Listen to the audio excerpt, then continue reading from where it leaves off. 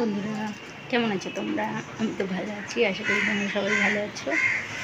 আমি একটা নতুন রেসিপি নিয়ে চলে এসেছি। তোমরা দেখো আমি কি রেসিপি বানাচ্ছি, না দেখলে তো জানতে পারবে না, তাই পুরোটা দেখো, স্কিপ না করে, ঠিক আছে? চলো আমি তোমাদের সাথে শেয়ার করি যে আমি কী রেসিপি বানাচ্ছি। আমার রেসিপি রেডি করে নিয়েছি, কাটাকুটি সব হয়ে গেছে, তা তোমাদের সাথে শুধু শেয়ার করব, দেখতে থাকো। দেখো আমি এখানে এঁচড় কেটে নিয়েছি, ঠিক আছে? এঁচড়গুলো পিস পিস করে কেটে নিয়েছি, একদম পারফেক্ট পিস আছে। ওর সাথে আমি কেটে নিয়েছি আলু, যেরকমভাবে আমি এঁচড় কেটেছি সেইভাবে আমি আলুগুলোও কেটে নিয়েছি।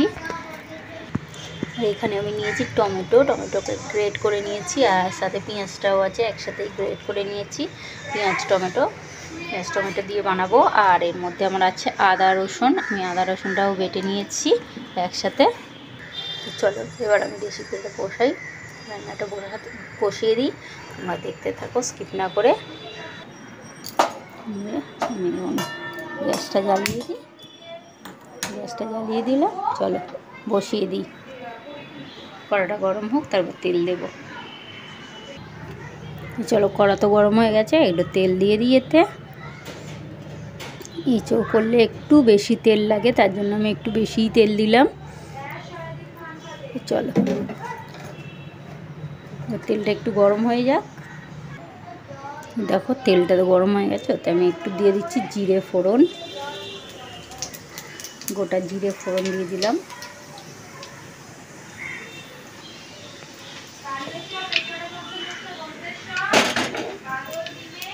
জিরেটা দেখো একটু ভাজা হয়ে গেছে, এবার আমি আলুগুলো দিয়ে দেবো, আলুগুলো একটু ভেজে নেব।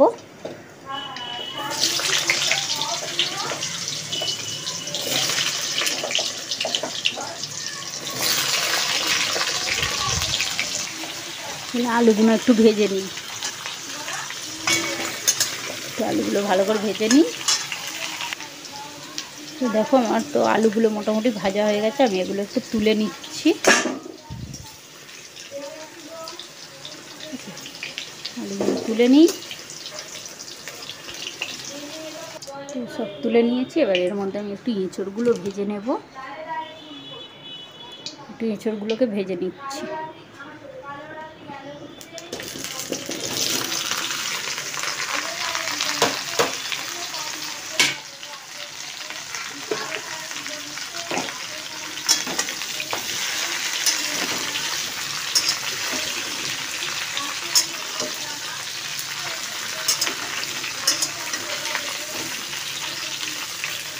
একটু হালকা ভেজে নিই, এটা হালকা ভেজে নিয়ে তারপরে তরকারিটা বসাবো।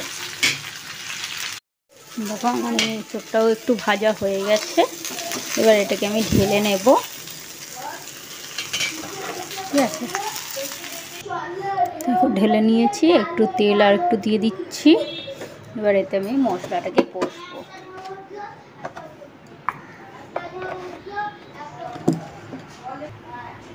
দেখো তেল গরম হয়ে গেছে, আমি পেঁয়াজগুলো দিয়ে দিচ্ছি, ঘষে রাখা পেঁয়াজটা দিয়ে দিলাম।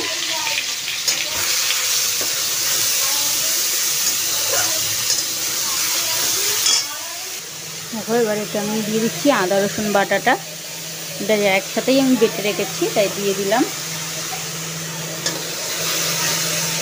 এটাকে একটু ভেজে নিই, আগে টমেটো দিলে ভাজা যায় না, সেই জন্য আগে এটা ভেজে নিচ্ছি। পেঁয়াজ আদা রসুনটা ভেজে নিয়ে তারপর টমেটোর পেস্টটা দিয়ে দেবো।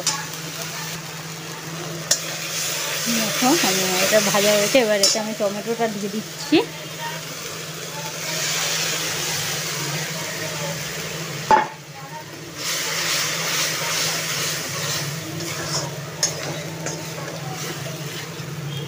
চলো আমার তো এটা ভাজা হয়ে গেছে, এবার এতে আমি মশলাটা দিয়ে দিই। দেখো হলুদ দিয়ে দিচ্ছি যতটা লাগবে, আমি দিয়ে দিচ্ছি এর মধ্যে গুঁড়ো লঙ্কা ঝাল যেরকম খাবে সেরকম আন্দাজে দেবে, আমি তো আমার মতো দিলাম। আর এর মধ্যে দিয়ে দিচ্ছি একটু জিরে গুঁড়ো, একটু ধনে গুঁড়ো, সব একসাথে দিয়ে দিলাম। চলো এবার এটাকে একটু ভালো করে কষা যাক। আমি আলুগুলো দিয়ে দিলাম, দিয়ে এবার ভালো করে নেড়ে নিচ্ছি, কষছি এটাকে। ঠিক আছে, এইভাবে একবার এঁচোড় রান্না করে খেয়ে দেখবে, দারুণ টেস্ট হয় এর। মানে কী বলবো, একবার যদি বাড়িতে বানাও দেখবে সবাই বানানোর জন্য বলবে, বারবার বাজার থেকে এঁচোড় নিয়ে চলে আসবে। আজকে আমাদের একটা গোটা এঁচোড় নিয়ে এসেছিলো, আর আমি এটাকে কেটেছি, কেটে পুরোটাই আমি একসাথে রান্না করছি, গোটাটা।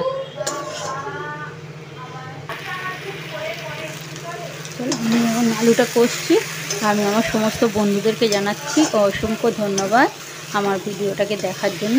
তো তোমরা যদি এখনও নতুন হও তো প্লিজ চ্যানেলটিকে সাবস্ক্রাইব করে নিও, পাশে থাকা বেল আইকনটাকে অল করে দেবে, তাহলে আমি যখন যা ভিডিও ছাড়বো সেটা আগে তোমাদের কাছে পৌঁছে যাবে, তোমরা সেটা আগে দেখে নিতে পারবে।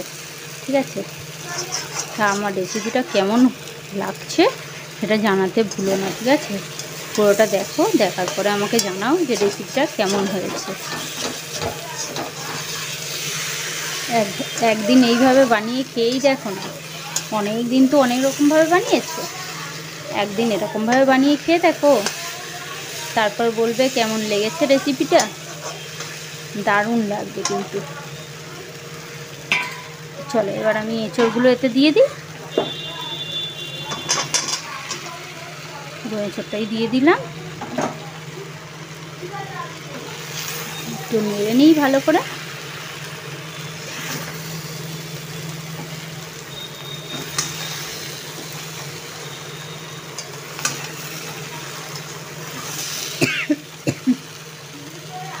আমি রান্না করছি, আমিই কাটছি মশলার গন্ধতে।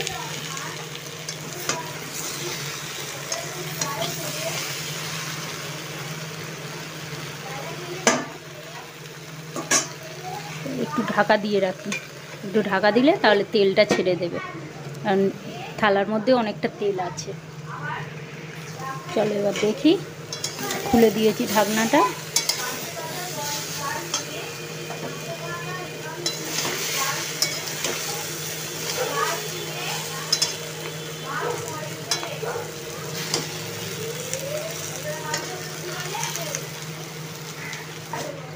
দেখো আমার তো পুরো কষা হয়ে গেছে। এবার আমি এতে একটু জল ঢেলে দেব যাতে সিদ্ধ হয়, সেই জন্য চলো পরিমাণ মতো জলটা দিয়ে দিচ্ছি। এটা তো বেশি ঝোল হবে না, মাখামাখাই হবে, কিন্তু যেহেতু আলু এঁচোড়টা সিদ্ধ হবে তার জন্য আমি একটু জল দিলাম। ঠিক আছে, তো চলো এবার একটু ভালো করে নাড়িয়ে নিই।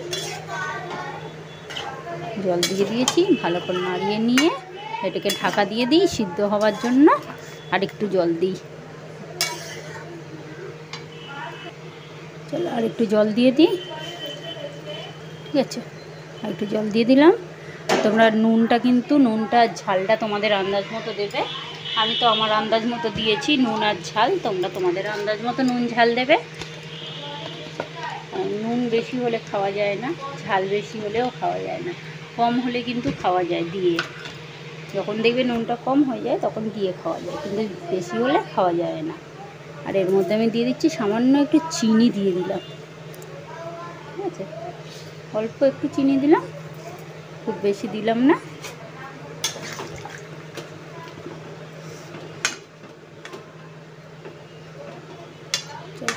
এবার এটাকে ঢাকা দিয়ে দিই, সিদ্ধ হওয়ার জন্য অপেক্ষা করি।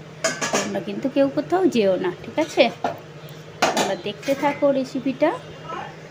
আমি এই ঢাকা দিয়ে দিলাম, যতক্ষণে সিদ্ধ হচ্ছে ততক্ষণে আবার আর একটা কাজ সারা হয়ে যাবে। দেখো আমার এঁচোড়ের তরকারি একদম রেডি হয়ে গেছে। তো রেসিপিটা কেমন হয়েছে সেটা জানাতে কেউ ভুলো না। ঠিক আছে, তো চলো টাটা, বাই বাই। রেসিপিটা ভালো লাগলে like, comment, share and subscribe অবশ্যই করে দিও। ঠিক আছে, যারা নতুন আছে তারা সাবস্ক্রাইব করে পাশে থেকো। ওকে, টাটা।